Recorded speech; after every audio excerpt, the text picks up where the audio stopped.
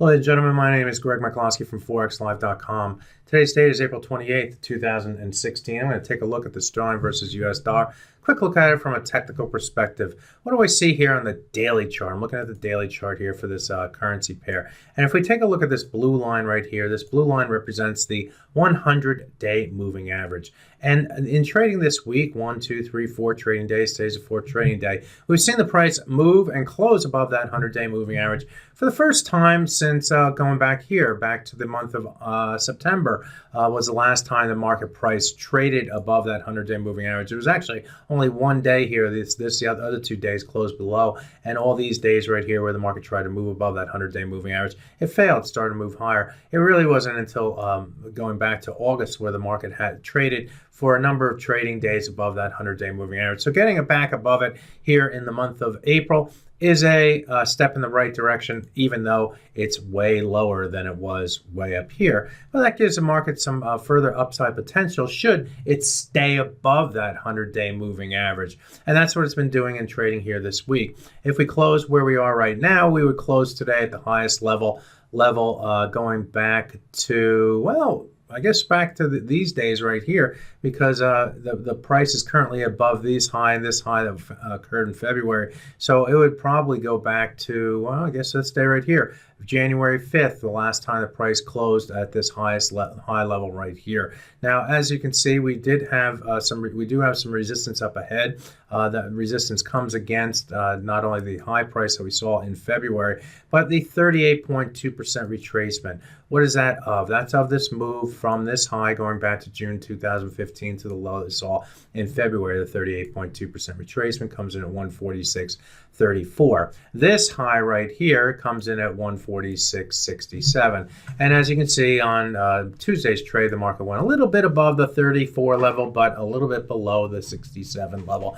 And so it came in between those levels and rotated to the downside. Down day yesterday, up day here today, more bullish here. Bulls are staying in control, but there is overhead resistance, key resistance up ahead. Now, if I take a look at this trend line here as well, this trend line connects the high right here to this high right here. Where does that level come in? Well, it comes in right around the 146.67 level as well, which also corresponds with this high price. So you can imagine that, at least from a technical perspective, this area is going to be like, a pretty tough area to get through. There's a big moat around this area. There's alligators in there. There's all sorts of stuff that's going to get in the way. High prices, trend line, 38.2% retracement.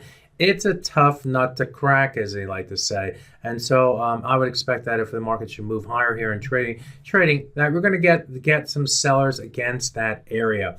Sellers who are willing to risk a small amount for the hopes that the market corrects maybe back down toward our 100-day moving average.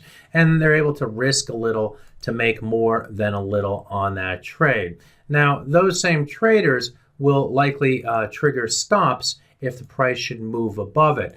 But that's the risk and the reward that traders take on this when you have lots of support and lots of resistance against a level and a cluster of resistance, if you will. And so just be aware of that you should see sellers against this level, but stops above that level, and don't mess with it because it would be breaking out at that point.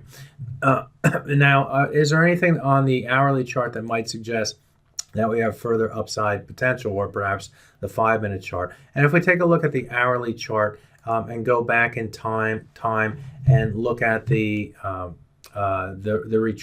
last low right here, and run a Fibonacci retracement from our low price right here to our high right here on yesterday's trade after the FOMC, the market came tumbling down and held above that 50% retracement at the 144.67. It also held what was a key support against the 100-hour moving average. That's the blue line in this chart right here. Came right down to it as well. So this cluster of support defined by the 100-hour moving average and the 50% retracement ended up holding support, and the market moved higher. So that's bullish. Now on the top side, you can see the problems here against not only our high price that we had the other day at the 146.38, but an interim high price here that we've been developed over the last 2 trading days. We had this high price coming right. Oops, let me get the arrow here. High price right here. We have a high price right here. We have a high price right here. And in the last few hours, we went down when it came up and came right up to that level as well. So it makes it even more difficult for this pair to get through this, Fort Knox security right here against not only the 21 level, the 38 level, which is our high price, and the 66 level, which is our trend line, and also that other high that goes back to February from our daily chart. So lots of overhead resistance here in the pair. Wouldn't be surprised to see a rotation back to the downside here as a result. But also be aware that if the market should go through this area and move above the 67 level, it's probably going to trigger some stops to the upside. So a key battle going on here, and you can see it clearly in our charts over the last few trading days here with all the different high prices in the market consolidating this area. But we'll see who wins the battle, if the market's able to push above or the sellers are able to push down. Look for the sellers initially to keep a lid on this pair, force the market down, and then we'll see as time goes by whether we're able to break higher or move lower here in the sterling versus US dollar. My name is Greg Michalowski. If you like this video, go to our YouTube channel and click on the thumbs up. If you didn't like it, go to our YouTube channel and click the thumbs down. If you also want to subscribe to our YouTube channel, click on the subscribe button. It is through your comments, through your votes, through your thumbs up, through your thumbs down that we get feedback from you, our customers. Thank you very much. Good fortune with your trading. Bye-bye now.